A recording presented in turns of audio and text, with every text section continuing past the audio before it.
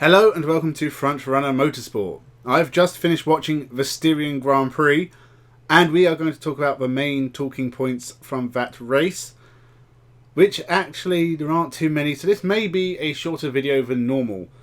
That being said, it was actually quite an entertaining race despite the fact there wasn't a whole lot going on, and it was one of the most dominating performances from Red Bull we've seen so far. So it kind of followed the script of the year, but it's a great track and there are some interesting points that we can take away from it. So remember to subscribe. The next goal is 500 and I need your help to get there. So hit that subscribe button and let's begin.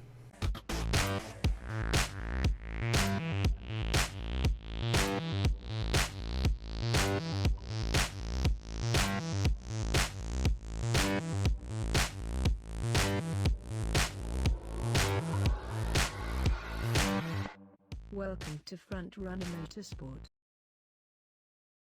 So obviously let's start with the battle at the front. Verstappen versus Hamilton. I think this is actually one of Verstappen's easiest wins so far. Hamilton had absolutely nothing for him. Verstappen pulled away from the start, lights the flag finish. It couldn't have been any easier for him. And because Lewis Hamilton pitted late, he did take fastest lap. But Verstappen ended up winning by about 38 seconds, which is pretty incredible. I think they said, well, the commentary team said, the biggest ever win at Austria was Hamilton last year at 13 seconds, now 38, so it's a big jump. Red Bull looked good. I know Perez couldn't get past Bottas and he lost the place to him in the pit stops. Perez is still doing a really good job for the team. He definitely deserves that seat. I think he's proven that at almost every race since Imola. So I think Red Bull are really in the driving seat for the title now. At the moment, it can all change. I think the worst thing for Mercedes is they were clearly at a disadvantage at this track and they're going back there next week. So this could be, we're around about the halfway point. Well, we're heading to the halfway point. I think this was what, 9? Next week's 10, Silverstone will be 11, and then the race after that will be after halfway. Silverstone will be interesting because Lewis Hamilton always does well at the British Grand Prix, and if Red Bull can win there, that would be a big blow for both Hamilton and Mercedes. Red Bull winning at the Red Bull Ring, their home track, it's honestly the perfect start to the season. This is the first time Mercedes haven't won for 4 races since 2014. Red Bull have really taken chunks out of the dominance of Mercedes. It's still very close. Verstappen, he's pulled another 6 points ahead of Hamilton, obviously, and Red Bull also pulled 4 points on the constructors. It's still very, very tight and can all change with one race. If Verstappen gets a DNF, Hamilton will be right back up there. So this is by far the most entertaining year of Formula 1 in terms of the championship. Probably since 2018, definitely. But honestly, since 2013, 2012, in terms of the general excitement we can hopefully get out of the rest of the season, which is very long, and we still have a very long way to go, and a lot of things can change. Other than that, there's not really much to say about the top runners. They were where you'd expect them to be. Bottas did an okay job keeping Perez behind him. It got very close towards the end. It was only half a second. So this is probably Bottas' performance of the year.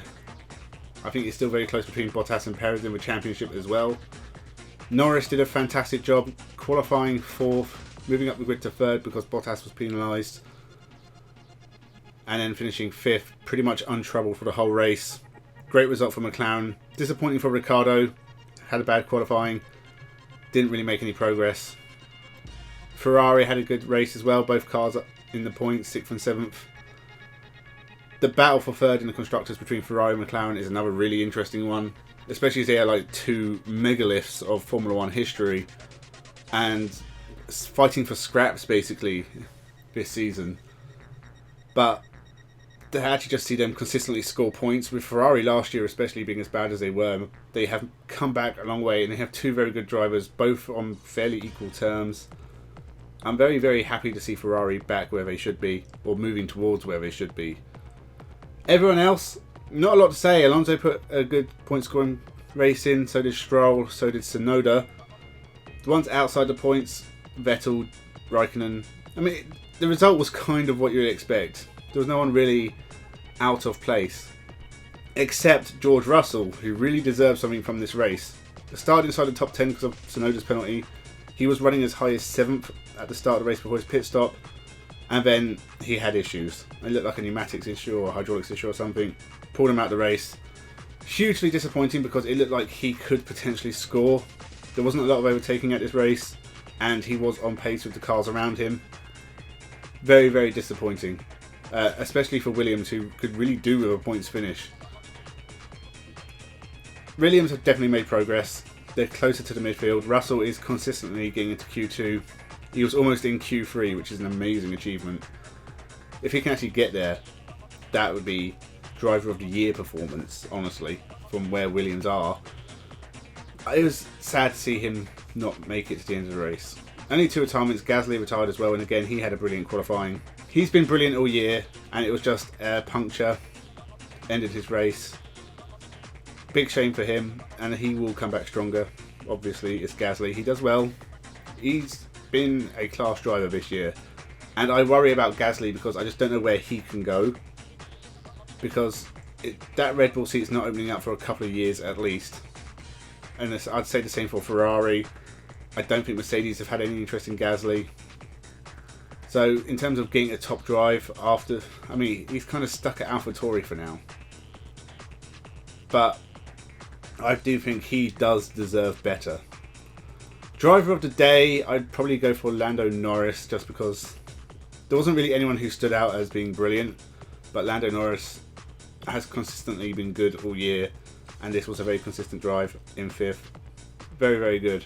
Other than that, obviously Verstappen would be top driver, I think. Maybe Leclerc, because he did battle back through the field. But I'm going to go Lando Norris. There isn't really much more to say than that, other than we're going back to Austria next week, which is fine. I mean, they could go to a different track in Austria. There's the Oschersleben. Why not? But we're back at the A1 ring. It's a great track. I do love this track, and it'd be nice if we had a bit of rain or something to mix it up a bit next week, but we'll have to see. So yeah, there are my very quick thoughts on the Formula 1. Not a whole lot to say, honestly. So I'll be back this week, but I am hugely busy this week, but I am going to try and get at least a couple of videos done, and then a Formula 1 review on a Sunday. So there'll probably be videos on Tuesday and Friday, something like that. So subscribe to the channel to make sure you can watch them. I'm probably going to talk about the W Series and the World Rally Championship on Tuesday. I'm not sure for Friday yet, but stick around and find out. So yeah, thank you for watching. Have a good one.